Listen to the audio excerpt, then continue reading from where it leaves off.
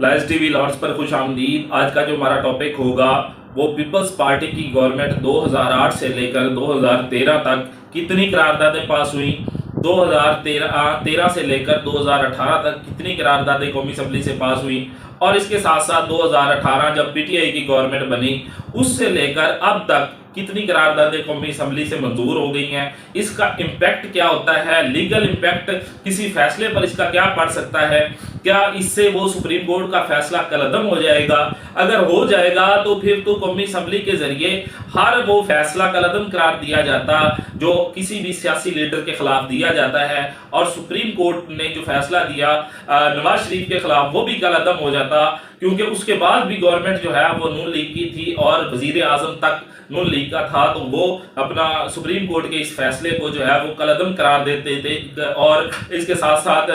जितने भी supreme court फैसले देती है वो तो फिर तमाम जो है वो कलअदम करार दिए जाएं। तो ये आज का जो हमारा टॉपिक है कि कितनी ऑफिशियली जो मैंने आपको फिगर्स डिस्कस करने हैं, इसका जो है इम्पैक्ट क्या पड़ता है, इसको हम क्या कह सकते हैं कि ये क्या चीज़ है करारदाद जो पास की गई, इसकी कितनी वैल्यू है, क्या ये एक सिर्फ स्टेटमेंट है, एक दायरा जो पार्लियामेंट है उसकी तरफ से सिर्फ इसको एक स्टेटमेंट के तौर पर लिया जाना चाहिए, और क्या इसकी जो है वो लीगल वैल्यू है। ये तमाम चीज़ें आज के इस व्लॉग में हम डिस्कस करेंगे, इस वीडियो में डिस्कस करेंगे। सबसे पहले जो है ये देखेंगे कि पीपल्स पार्टी की गवर्नमेंट जो 2008 में बनी 2013 तक रही उसमें कितनी करारदादें पास हुई। पीपल्स पार्टी की गवर्नमेंट में 85 करारदादें मंजूर हुई, टोटल 85 करारदादें नेशनल असेंबली से जो मंजूर हुई उसका ऑफिशियल फिगर ये है कि 85 करारदादें मंजूर हुई। पहली करारदाद जो थी वो 14 अप्रैल 2008 को पास हुई, जिसमें मोहतरमा बेनज़ीर भुट्टो शहीद जिसको उनको शहीद कर दिया गया था, उस हवाले से उसकी मजम्मती करारदाद पेश की गई, असैसिनेशन के खिलाफ एक करारदाद पेश की गई और वो पास हुई। तो ये था पहला। उस पर आप देख लेंगे क्या उस पर आज तक इम्प्लीमेंट हुआ, क्या सजा हुई, किसको कोई मुजरम हुआ नहीं हुआ, कौन उस पर इन्वेस्टिगेशन कर रहा है, हालांकि पीपल्स पार्टी की गवर्नमेंट भी रही है। तो ये पहली करारदाद थी। आखिरी करारदाद जो 85 नंबर की थी वो 14 मार्च 2013 को पास हुई, जिसमें अफजल गुरु जो कश्मीर का एक जिसको हम कहते हैं हुर्रियत रहनुमा था, उनको फांसी पे जो चढ़ाया गया, तो उसके खिलाफ उस पे मजम्मती करारदाद जो आखिरी करारदाद पीपल्स पार्टी के गवर्नमेंट में थी वो 85 नंबर इस हवाले से पास की गई थी। अब आ जाते हैं जी, जो नून लीग की गवर्नमेंट आई तो 16 जून 2013 को पहली करारदाद मंजूर हुई, और दहशतगर्दी जो बलूचिस्तान में उस वक्त कोई वाकया हुआ था उसकी मजम्मत के तौर पे करारदाद पेश की गई और पास की गई। और नून लीग के पास ये रिकॉर्ड है कि सबसे ज्यादा करारदादें उनके दौर में पास हुई।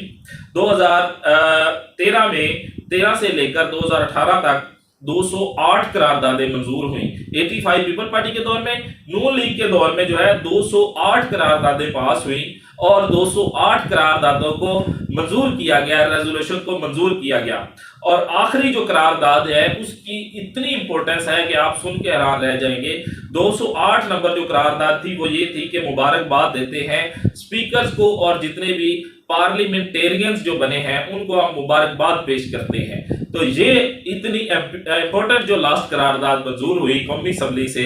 वो नून लीग के दौर में आखिरी 208 नंबर की करारदाद थी। अब आते हैं जी 2018 से लेकर जब से पीटीआई का दौर शुरू हुआ तो उस वक्त पहली करारदाद जो मंजूर की गई वो ये थी जो डिच में कार्टून का एक मुकाबला हमारे प्यारे नबी हजरत मोहम्मद सल्लल्लाहु अलैहि वसल्लम के हवाले से उन्होंने नौज़ुबिल्लाह कोई मुकाबला जो के हवाले से ऐलान किया था, तो उसकी मजम्मत के तौर पे उसको जो है कंडेम किया गया इस करारदाद के जरिए, और पहली करारदाद पीटीआई के दौर में ये पास हुई। और अब तक जो है क्योंकि उसके दरमियान में जो टनोर है वो जो अदम एतमाद आ गई और उसके बाद वजीर आजम शहबाज शरीफ साहब बन गए, तो अब तक जो है वो 87 करारदादें इस टनोर में मंजूर हो चुकी हैं, पास हो चुकी हैं। ये आखिरी जो करारदाद है वो इसराइल ने जो फलस्तीनियों पर जुल्म ढाए हैं उनकी मजम्मत के तौर पर 87 करारदाद जो कि 6 अप्रैल को पास हुई, 6 अप्रैल 2023 को अब जो कल जो है वो पास की गई वो मजम्मती करारदाद थी। इससे पहले जो करारदाद है वो 86 वाली وہ اور 85 والی قرارداد کے حوالے سے تمام ایشو ہم کو ڈسکس کرنا پڑا اور یہ تمام چیزیں ڈسکس کرنی پڑی۔ یہ 86 نمبر کی جو قرارداد تھی وہ یہ تھی کہ جو سپریم کورٹ نے فیصلہ دیا ہے اس پر یہ ہاؤس ڈیپ کنسرن، یہ قرارداد پاس ہوئی، deep concern on the decision of the supreme court, جو سپریم کورٹ کے 3 رکنی بینچ نے فیصلہ دیا ہے اس حوالے سے یہ ہاؤس ڈیپ کنسرنڈ ہے، یہ 86 قرارداد پاس کی گئی۔ اور اس کے ساتھ ساتھ جو اس سے پہلے قرارداد ہے یہ ہم نے اس کو ڈسکس کیا اور اس کی وجہ سے تمام میڈیا چینلز پر یہ چلائی گئی خبر اور یہ اس کو بڑی کوئی امپورٹنس دی گئی، ہم نے یہ دیکھنا ہے کیا امپورٹنس ہے۔ 85 جو قرارداد ہے یہ اس میں یہ کہا گیا کہ ہاؤس یہ سمجھتا ہے کہ جوڈیشری جو ہے وہ سیاسی عدم استحکام کی وجہ بن رہی ہے اور جوڈیشری جو ہے وہ سیاسی معاملات میں مداخلت کر رہی ہے، سیاسی عدم استحکام کی وجہ بھی جوڈیشری بن رہی ہے اور اس میں مداخلت بھی جوڈیشری کر رہی ہے۔ یہ قرارداد جو ہے وہ پاس کی گئی 85 نمبر پہ۔ حالانکہ جو آئین کے مطابق میں یہ بینگ اے لائر یہ سمجھتا ہوں کہ آئین کے مطابق سپریم کورٹ کے 3 رکنی بینچ نے ایک فیصلہ دیا جس سے سیاسی استحکام آنا ہے۔ اگر نمائندے ہی نہیں ہوں گے، 2 صوبوں کے عوام کے منتخب نمائندے نہیں ہوں گے تو وہ سیاسی عدم استحکام ہی ہوگا، تو اور کیا ہوگا؟ وہ تو سیاسی عدم استحکام ہوگا جب تک ایک نگران سیٹ اپ بیٹھا ہے، ایک جو ڈمی حکومت بیٹھی ہے، وہ تو عوام کے نمائندے نہیں ہے، وہ عوام کے منتخب نمائندے نہیں ہے، تو سیاسی استحکام کس طرح آئے گا جب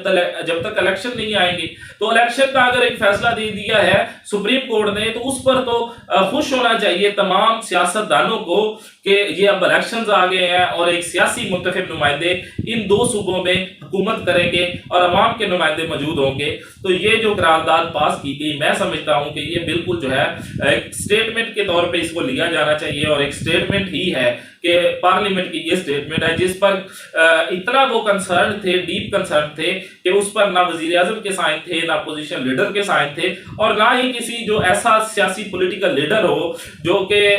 پوری پاکستانی قوم اس کو جانتی ہو، اس کا کسی کا سائن نہیں ہے۔ اتنی امپورٹنس تھی، وہ جتنے بھی ایسے ایم این ایس تھے جو مخصوص نشستوں پہ بنتے ہیں ان کی طرف سے وہ سگنیچر کیے گئے اور بڑی ہی جو ہے وہ سیاسی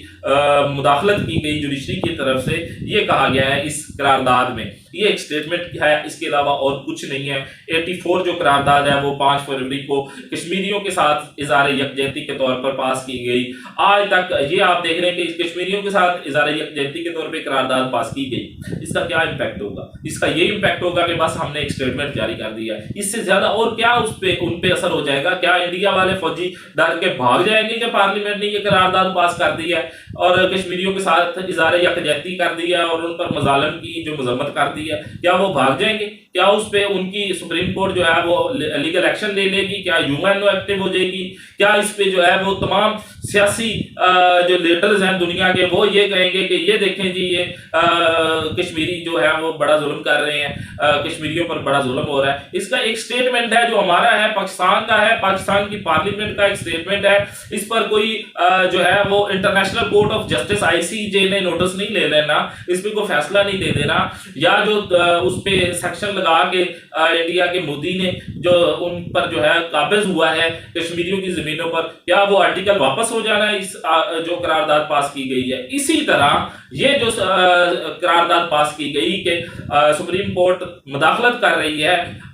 اس میں سیاسی معاملات میں اور عدم استحکام کی وجہ بنا ہے یہ فیصلہ اور جوڈیشری بن رہی ہے، تو یہ بڑی ہی ایک اس کی کوئی اہمیت نہیں ہے قانون کی نظر میں سوائے ایک سٹیٹمنٹ کے اس کو کچھ بھی نہیں کہا جا سکتا۔ تو یہ تھی آج کی ہماری ڈسکشن۔ آج تک 87 قراردادیں منظور ہو چکی ہیں اس ٹنور میں 2018 سے لے کر اب تک، آخری جو ہے وہ 6 اپریل 2023 کو پاس ہوئی اور اس کے ساتھ ساتھ جو پیپلز پارٹی کے دور میں 87 آئی تھنک پاس ہوئی اور نون لیگ کے دور میں سب سے زیادہ 208 قراردادیں منظور ہوئی تھیں۔ ان کو جو ہے وہ بڑا شوق ہے قراردادیں پاس کرنے کا، سٹیٹمنٹ دینے کا۔ تو یہ آج کا ہمارا ٹاپک تھا کہ آفیشلی فیگرز ہیں جو میں نے آپ کے ساتھ ڈسکس کیے ہیں اور یہ جو قرارداد جو ریزولوشن پارلیمنٹ میں پاس ہوتی ہے اس کا اس فیصلے پر کسی قسم کا 0% 0.0 بھی اس کا کوئی امپیکٹ نہیں ہے اس فیصلے پر۔